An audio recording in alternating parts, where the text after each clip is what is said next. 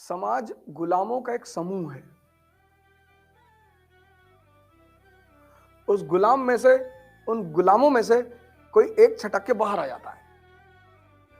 वो जब बाहर आता है तो 99 एक तरफ हो जाते हैं, वो एक अकेला हो जाता है। फिर ये 99 बहुत पत्थर मारते हैं उसको, बदमाश है, चरित्र ही नहीं है इसका।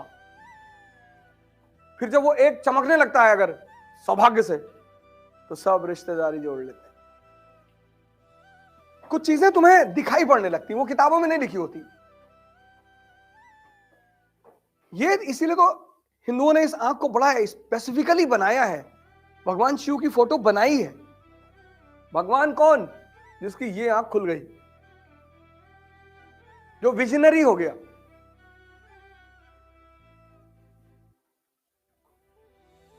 आज भारत में गरीबी है, लोहिया जैसे नेता नहीं है। आज भारत में गरीबी है, अंबेडकर जैसा नेता नहीं है।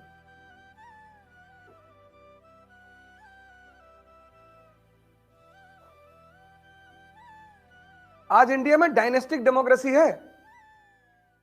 पिता के बाद बेटा या बेटी, नाती। अरे कुत्ते को चेयरमैन ही लड़ा देते हैं, पतला पालतू कुत्ता को चेयरमैन हो गया।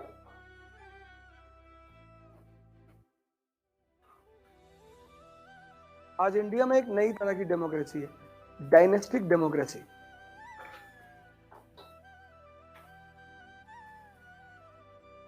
हम लोग सिर्फ नौकरी करने के लिए पैदा हुए हैं, नौकरी करेंगे।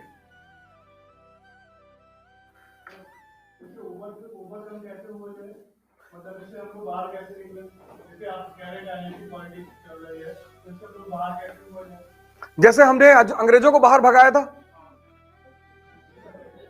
बता रहा हूं कैसे। भारत में 70% इनोसेंट लोग हैं, इनोसेंट, चाहे वो हिंदू है चाहे मुसलमान है, इनोसेंट है। 20% बदतमीज है। 10% को बेचारों को समझ में नहीं आता कि जनता से जाके कहे क्या। आज की जो परिस्थिति समाज में है, आज प्रेजेंट, अगर तुम ज्यादा सेकुलरवादी बनो तो तुम्हें अपने ही लोग मार डालेंगे। अगर 20-25 हिंदू बैठे हुए हैं और वहां तुम कह दो कि अरे मुसलमान ये और हमारे भाई और फलाना, कहते हैं इसी ये मार मार इसको। तो अब आजाद देश कैसे हुआ? जो ऊपरी भारत में जब भी क्रांति होगी ये ऊपर से होगी। सुरेंद्रनाथ बनर्जी, सुभाष चंद्र बोस, शक्ति अर्जित की, समाज में स्थान बनाया, पार्लियामेंट में आए। वही तुम्हें भी करना पड़ेगा।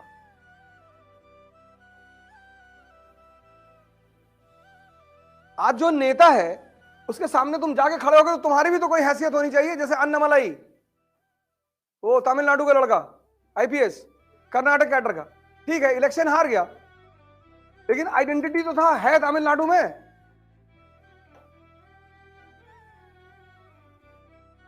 Annamalai is the best example.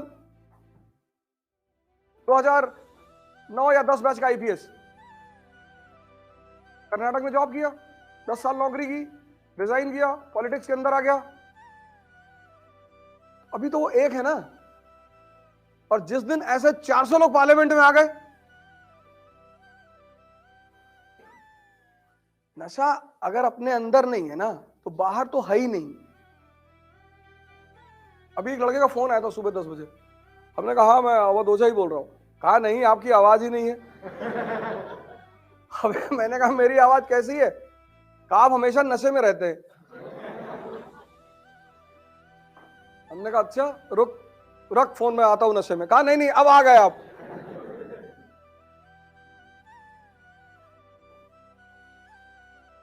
तभी तो अमिताभ बच्चन ने शराबी में कहा कि नशा अगर शराब में होता तो बोतल भी नाचती।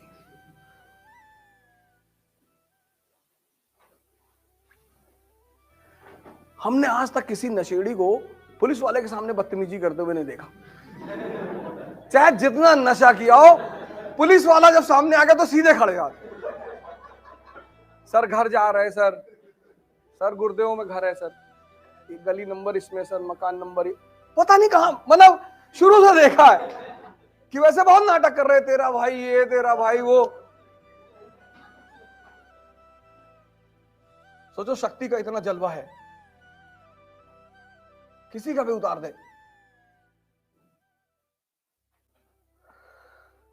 लेकिन कुछ लोग होते हैं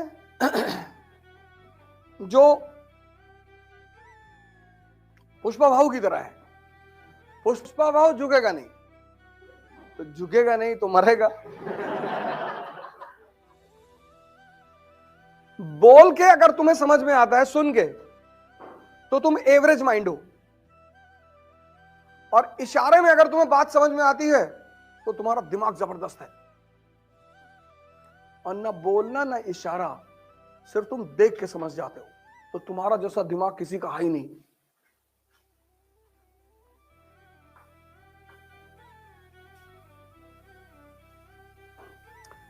एक भाई साहब हमसे मिले, मैं गोल्ड मेडलिस्ट हूं,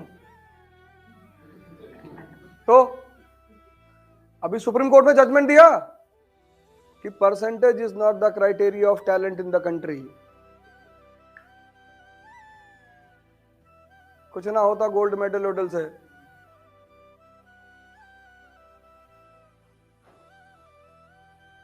हाँ, कुछ तो होता ही है, घर में गोल्ड बढ़ जाता है थोड़ा सा।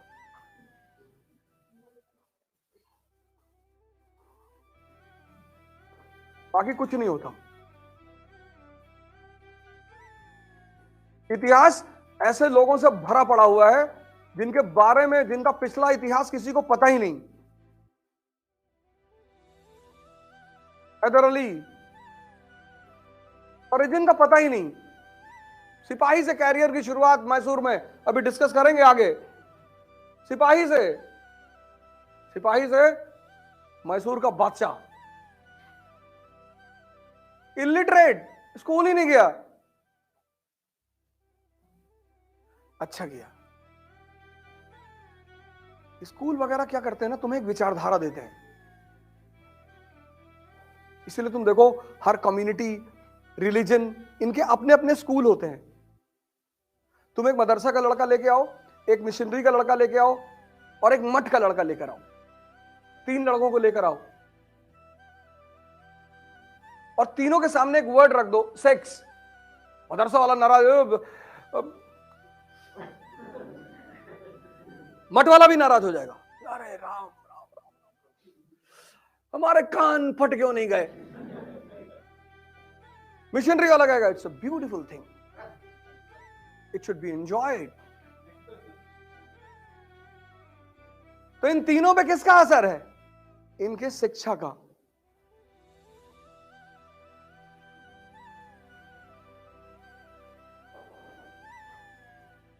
कम्युनिटी, रिलीजन, सब अपने अपने स्कूल चलाते हैं। बचपन से इंजेक्शन भरते हैं, इंजेक्शन। मुसलमान हो, अच्छा मुसलमान हो, 15-20 साल भरते रहे, बड़ा हो गया, मुसलमान हो गया। ऐसे हिंदू भी करते हैं, सभी करते हैं। ये आज से थोड़ी चल रहा है। समाज गुलामों का एक समूह है। उस गुलाम में से, उन गुलामों में से कोई एक छटक के बाहर आ जाता है। वो जब बाहर आता है तो 99 एक तरफ हो जाते हैं, वो एक अकेला हो जाता है। फिर ये 99 बहुत पत्थर मारते हैं उसको, बदमाश है, चरित्र ही नहीं है इसका। फिर जब वो एक चमकने लगता है अगर सौभाग्य से, तो सब रिश्तेदारी जोड़ लेते हैं। भैया बुआ है बनारस वाली, अच्छा।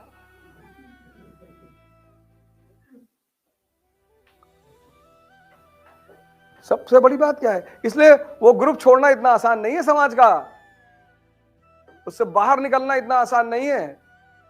99 एक तरफ, और 99 लोग अगर एक बात को दोहरा रहे हैं तुम्हारे सामने लगातार, तो तुम बहुत दिन तक रेजिस्ट नहीं कर पाओगे, टूट जाओगे।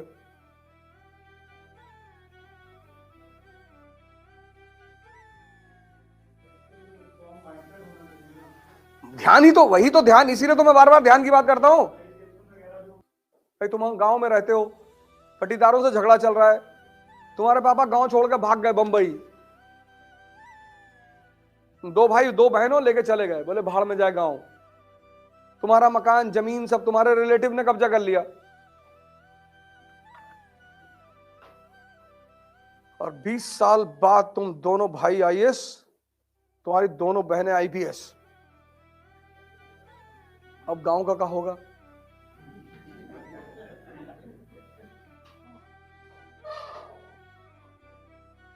देखो, जिंदगी में तुम्हें लड़ना तो है ही है, बचोगे तो है नहीं, लेकिन छोटी लड़ाइयां कभी मत लड़ना, छोड़ देना।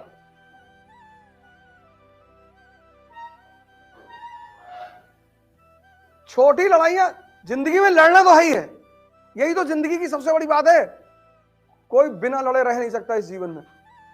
अगर इस्लाम जिहाद की बात करता है तो हिंदुइज्म भी धर्म युद्ध की बात करता है। लड़ाई तो है ही है, तुमको डिसाइड ये करना है कि लड़ना कहां है। अब तुमने रिक्शा वाले से कहा कंपनी गार्डन चौराहा छोड़ दो, उसने कहा नहीं छोड़ेगा, तुमने गोली मार दी, ये क्राइम है, ये अपराध है, तुम्हें मौत की सजा होनी चाहिए, तुम ये नहीं कर सकते। तुम नेशनल हाईवे का टेंडर लेने गए, 12,000 करोड़, कश्मीर से कन्याकुमारी, पीडब्ल्यूडी पहुंचे, गोली चल गई और 30 लोग मर गए, टेंडर तुमको मिल गया। यह है स्ट्रगल फॉर एग्जिस्टेंस, यह अपराध नहीं है।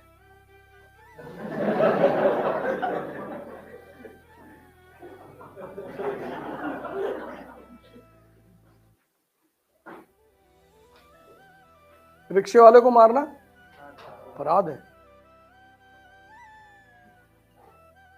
रिक्शे वाले देखो कभी कभी कैसे रिक्शे बैठते हैं, गद्दी बैठे, पीछे बैठे सीट पे, और गद्दी पे पैर को वो पैर रख के बैठे, ऐसे हाथ लगाए।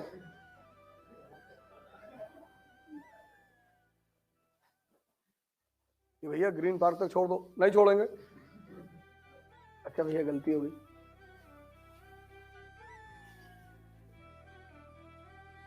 जिसके पास पैसा नहीं, उसके पास दो चीजें होती हैं, एक अहंकार बहुत हाई लेवल का होता है, और एक इज्जत। जैसे रिक्शा वाले से अगर पूछो कि तुम्हारे पास क्या है, कहेगा भैया पैसा नहीं कमाए लेकिन इज्जत बहुत है। दिखा,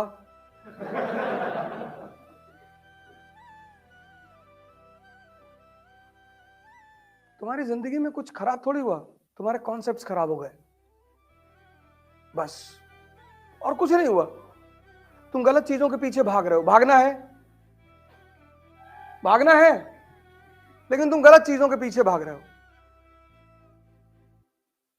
सोचना है, लेकिन तुम गलत चीजें सोच रहे हो। मुसलमानों की जनसंख्या बढ़ रही है, एक दिन पूरे देश पे वो कब्जा कर लेंगे, हमको जबरदस्ती मुसलमान बना देंगे। फर्जी, तुम इतने अंधे हो कि तुमको दिखाई नहीं पड़ता कि इजराइल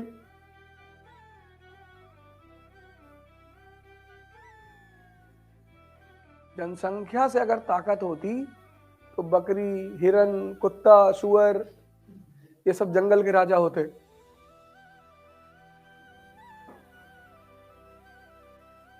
उल्टी सीधी बातें सोच रहे हो। ब्राह्मणों ने हम लोगों को बहुत सताया मध्यकाल में।